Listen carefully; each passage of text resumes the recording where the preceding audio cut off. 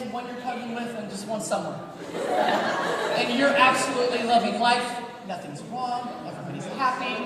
You're skipping over rainbows in your dream. I don't dream that. If you do, that's weird.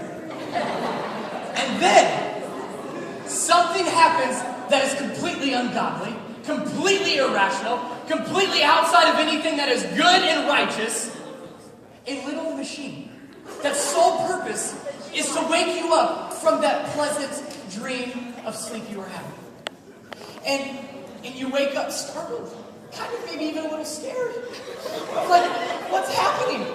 Why am I not in a field with flowers and rainbows and the chick I've been trying to date? I dream about my wife, which is awesome, by the way.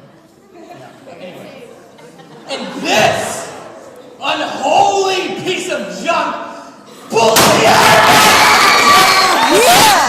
I mean, you've got to be kidding me! This little thing wakes me up every stinking morning! Thank you! Not more! It's done! Yes! I feel a little bit better. I'm a little shaky. Thank you. It's amazing what one little contraption can do to somebody.